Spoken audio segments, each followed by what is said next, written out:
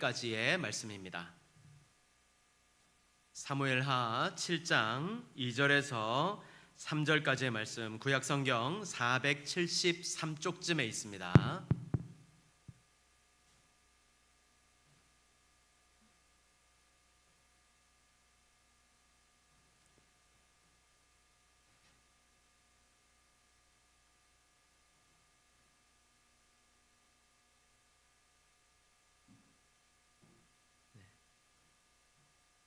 기타 줄이 끊어져가지고 우리 하라 형제가 기타를 또 이렇게 배달해 주셨습니다. 감사합니다. 자, 우리 2절 3절 한 목소리로 읽어보도록 하겠습니다. 시작. 왕이 선지자 나단에게 이르되 볼지어다 나는 백향목 궁에 살거늘 하나님의 궤는 휘장 가운데에 있도다. 나단이 왕께 아뢰되 여호와께서 왕과 함께 계시니 마음에 있는 모든 것을 행하소서 하니라. 아멘. 저희 아이들이 어버이날이 되면 어린이집에서 이렇게 손으로 만든, 손으로 이제 그 조그만 손으로 이렇게 만든 카네이션을 항상 이렇게 가지고 왔습니다. 그리고 한 번은 이렇게 손편지도 저희한테 써서 줬는데요. 거기 이제 둘째가 쓴 게 아직도 기억나는데 그건 뭐라고 썼냐면 엄마 맛있는 밥을 구워 주셔서 참 감사합니다 이렇게 이제 적었더라고요.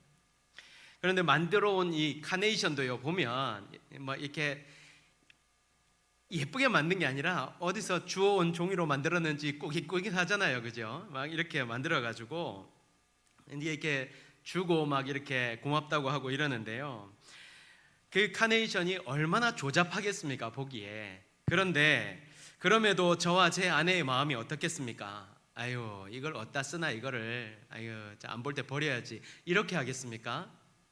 아니죠. 한마디로 좋았습니다. 여러분도 이런 경험들이 있지 않으십니까? 여러분 자녀들이 어릴 때 손편지와 함께 직접 만든 카네이션을 건네면서 부모님 은혜에 감사하다 이렇게 얘기를 하면 여러분의 마음이 어땠습니까? 네, 방금 말씀드린 것처럼 꼬깃꼬깃하고 어디 내보일 때도 없지만 그것을 그냥 이렇게 받고 보는 것으로 기분이 좋았지요. 그런 자녀들이 자라면서 내가 나중에 크면 엄마한테 뭘 해주겠다, 아빠한테 뭘 해주겠다 막 이렇게 하잖아요.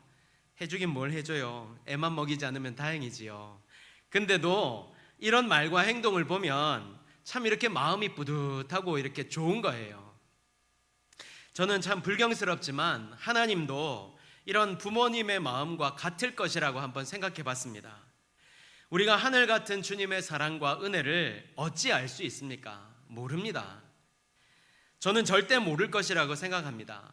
하나님의 그 크신 생각과 오묘한 섭리를 한낱 우리 인간이 어떻게 알 수 있겠습니까?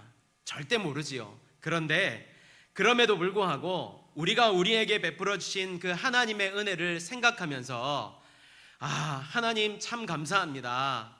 알 수 없고 깨달을 수 없음에도 조그마한 그 은혜의 그 가치를 알아서 하나님 너무너무 내게 베푸신 은혜 감사합니다 이럴 때 우리 하나님이 우리를 너무 사랑스럽게 보시고 좋아하실 것 같습니다. 그런데 거기다가 내가 하나님의 은혜에 보답하기 위해 이제는 주를 위해 살겠습니다 이렇게 말한다면 우리 하나님은 어떠실까요? 그 말을 믿으시기나 하실까요? 믿어주실 겁니다. 아닌 걸 알면서도 믿어주실 것입니다. 내가 지금까지 베풀어 주신 하나님의 은혜에 감사하며 이런 것들을 해드리겠습니다 이러면 하나님께서 우리를 참 만족스럽게 보실 것 같아요. 물론 여러분, 하나님이 보실 때 인간이 해봤자 뭘 그렇게 할 수 있겠습니까? 하나님이 그거 이렇게 우리가 하고자 하는 걸 못 하시겠어요? 그냥 손가락 하나 아니면 말씀 한마디로 다 이루실 수 있잖아요. 그런데도 그렇게 하지 않으시고 우리를 보고 기뻐하시고 흐뭇해하시고 만족해 하실 것 같아요. 여러분, 우리가 신앙생활을 하면서, 신앙생활을 하는 사람들은 하나님의 은혜를 결코 잊어서는 안 됩니다. 나를 지금까지 인도하신 은혜, 지켜주신 은혜, 오늘도 나와 함께 하시는 은혜를 잊어버리면 안 됩니다. 있는 순간 그는 하나님을 떠나는 것과 같이 마찬가지며 하나님과는 단절될 것입니다. 그리고 그 은혜를 잊지 않은 사람은 하나님께 감사하면서 살 수 있는 것입니다. 늘 감사가 넘치고, 그래서 그 감사로 하나님께 모든 것을 넉넉하게 드리는 삶을 살게 되는 것입니다.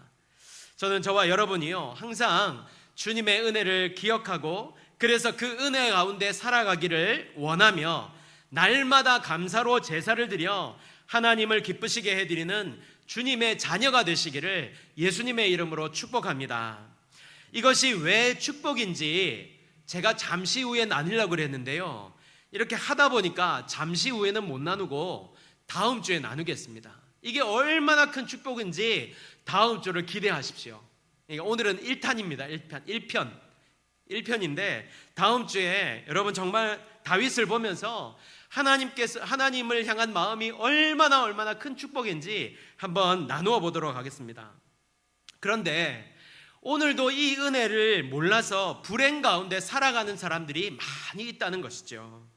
신앙생활을 한다 하면서도 이 축복을 알지 못하는 사람들이 얼마나 많은지 모릅니다. 그래서 저는 다시 한번 여러분이 하나님의 은혜를 알고 그 은혜에 감사하며 사는 성도가 되시기를 바랍니다. 그래서 날마다 은혜가 넘치는 삶을 살게 되시기를 다시 한번 예수님의 이름으로 축복합니다. 지난주에 살펴본 대로 다윗은요, 이제 주위의 모든 대적, 원수들을 물리치고 이제 명실상부한 이스라엘의 왕이 되었습니다. 이제 다윗을 대적할 사람은 아무도 없습니다. 이렇게 대적이 물러가니까 이제 드디어 그에게 참 평안이 찾아온 것입니다. 그런데 지난주에도 말씀드렸지만 이 평안이 누가 주신 거라고요? 하나님이십니다. 하나님이 주셨어요. 하나님께서 그의 삶을 친히 인도하시고 대적도 물리쳐 주시고 평안도 허락하신 것입니다.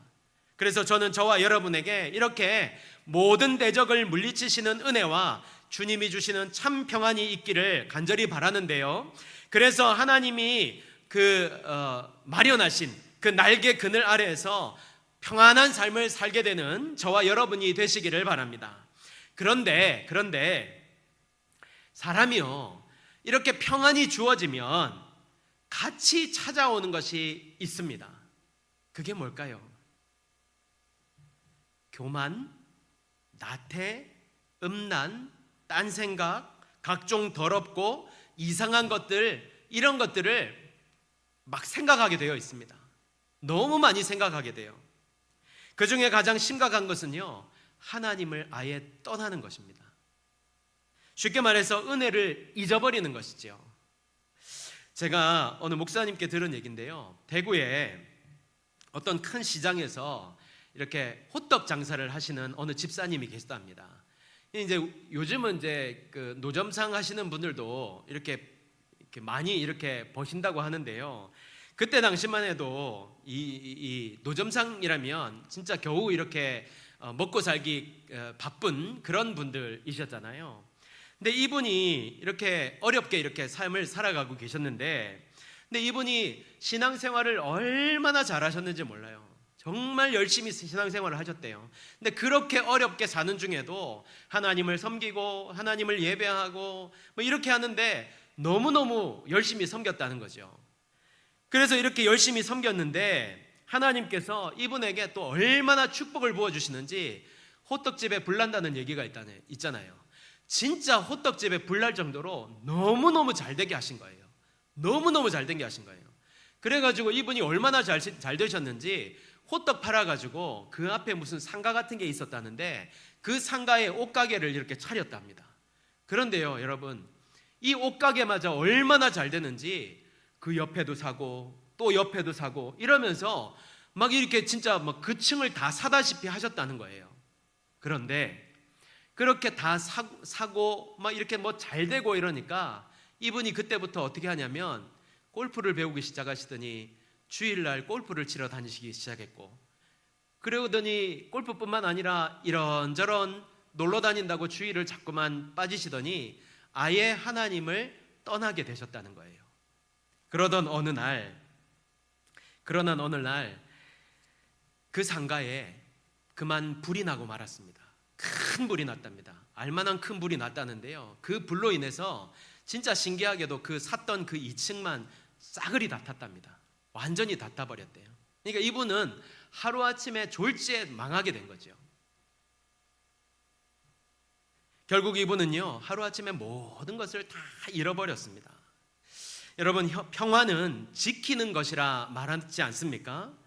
우리에게 평안을 주시는 분이 하나님이신데요, 우리에게 주시는 평안도 저는 마찬가지라고 생각합니다. 하나님은 우리가 주님 안에서 평안을 누리며 살기를 원하십니다. 그러므로 우리도 하나님께서 주시는 그 평안을 우리가 지킬 수 있어야 하는데요, 어떻게 지킬 수 있을까요? 누가복음 21장 36절에 이러므로 너희는 장차 올 이 모든 일을 능히 피하고 인자 앞에 서도록 항상 기도하며 깨어있으라 하시니라. 또 에베소서 6장 18절에서는 모든 기도와 간구를 하되 항상 성령 안에서 기도하고 이를 위하여 깨어 구하기를 항상 힘쓰며 여러 성도를 위하여 구하라. 여기서 동일하게 나오는 말씀이 무엇입니까? 첫 번째로 깨어 있어야 한다는 것입니다. 깨어 있으라. 우리가 잠들면 세상이 어떻게 돌아가는지, 무슨 일이 일어나는지 모르잖아요. 우리의 삶이 그렇습니다. 우리 영적인 삶도 그렇습니다. 우리가 깨어 있지 못한다면 하나님이 주신 이 평안을 나도 모르는 사이에 빼앗기는 삶을 살게 될 수밖에 없다는 거예요. 그래서 예수님이 계속해서 우리들에게 깨어 있어야 할 것을 말씀하고 있는 것입니다. 더불어서 또 무엇을 해야 합니까? 두 번째, 기도해야 합니다. 여기 보면요, 항상이라고 했습니다. 항상. 그러니까 늘 깨어 있어야 된다는 것이죠. 늘 기도해야 된다는 거죠. 왜 기도해야 됩니까? 기도를 통해 하나님의 뜻을 알 수 있고, 기도를 통해 하나님이 이루시는 것을 보고 경험할 수 있기 때문입니다. 그런데 우리가 왜 이렇게까지 해야 되는 것일까요? 베드로전서 5장 8절에 근신하라 깨어라 너희 대적 마귀가 우는 사자같이 두루 다니며 삼킬 자를 찾나니. 여러분, 지난주에도 제가 이렇게 사자에 대해서 말씀드렸는데 오늘 또 말씀을 드릴게요. 사자가 한 곳에 그냥 머물러 있질 않잖아요. 사자가 돌아다닌단 말이에요. 먹이를 찾아서 돌아다닙니다. 근데 이렇게 돌아다닐 때 먹잇감을 만나면요, 기다렸다가 한 번에 목덜미를 물어서 죽이기도 하지만 어떤 경우에는 이 다리를 물어서 도망을 가지 못하게 만들어요. 도망가지 못하면 어떻게 합니까? 주저앉게 되죠. 주저앉으면 그때 사자가 목덜미를 물어서 숨통을 끊어 놓아버리는 거예요. 여러분, 지금도 마귀는요, 우는 사자같이 삼킬 자를 두루 찾아다니고 있습니다. 지금도 자신의 밥이 될 인간들을 찾아다니고 있는 거예요. 어떻게 하면 이 인간을 넘어뜨릴까? 어떻게 하면 내 밥이 되게 할까? 이러면서 눈에 불을 켜고 다니는 거예요. 그래서 우리는 오늘도 마귀가 이렇게 나를 노리고 있다는 것을 알고 어떻게 해야 되겠습니까? 근신하고 깨어 있어야 된다는 거죠. 근신이 무슨 뜻인 줄 아십니까, 여러분? 말이나 행동을 삼가고 조심하는 것이라고 한글 사전에 나와 있어요. 근데 이 단어가요, 넵사테라는 말인데요, 이 말은 정신을 바짝 차리라 라는 의미입니다. 정신을 바짝 차리라. 정신을 딴 데 두지 말고 바짝 차리고 있어야 된다는 거예요. 신경이 곤두설 정도로. 특별히 여러분, 우리 교회가 지금 영적인 흐름이 이제 본격적으로 시작되고 있는 시점이라 감히 말씀드릴 수 있어요. 이럴 때일수록 우리가 어떻게 해야 되겠습니까? 이럴 때일수록 우리는 더욱 깨어 기도하는데 힘을 쓸 수 있어야 돼요. 깨어 있어야 되고 기도하는데 힘을 쓸 수 있어야 돼요. 다른 생각하시면 안 돼요, 여러분. 깨어 있어야 됩니다. 정신 바짝 차리고 있어야 돼요. 특별히 우리는 고린도전서 10장 12절에 그런즉 선줄로 생각하는 자는 넘어질까 조심하라. 여러분, 지금 우리 교회에 있잖아요, 영혼들을 제가 여러 번 말씀드렸잖아요. 영혼들을 보내주시고 등록하신 분들을 보내주시고 얼마나 좋습니까? 그런데 이럴 때일수록 선줄로 생각할 때 넘어질까 조심해야 된다는 거예요. 오히려 이럴 때일수록 우리가 더 마음을 모아서 깨어 있어야 되고 마음을 모아서 기도해야 된다는 거죠. 여러분, 넘어지는 거 한순간입니다. 조금 전에도 말씀드렸잖아요. 마귀는 우리의 연약한 부분을 너무너무 잘 알고 있어요. 하나님께서 나보다 나를 더 잘 아시지만 마귀도 역시 나보다 나를 더 잘 알고 있습니다. 그래서 우리는 깨어서 조심하며 살 수 있어야 되는 것입니다. 저는 저와 여러분이 항상 주님의 평강 안에 거하기를 원하는데요, 이 평강 가운데 마음과 생각을 지키며 항상 깨어있는 성도가 되시기를 바랍니다. 오히려 깨어서 세상을 분별하며 깨어 기도하여 세상을 이기는 성도가 되시기를 바랍니다. 그래서 주께서 주시는 이 평강과 은혜를 지키며 빼앗기지 않고 그 안에서 살아가는 성도가 되시기를 간절히 바랍니다. 이렇게 사람들은요, 평안이 찾아오면 딴 생각하기 쉬운데, 그런데 다윗은 이런 평강이 자신에게 주어지니까 무슨 생각을 하냐면 2절에 보니까 왕이 선지자 나단에게 이르되 볼지어다 나는 백향목 궁에 살거늘 하나님의 궤는 휘장 가운데 있도다.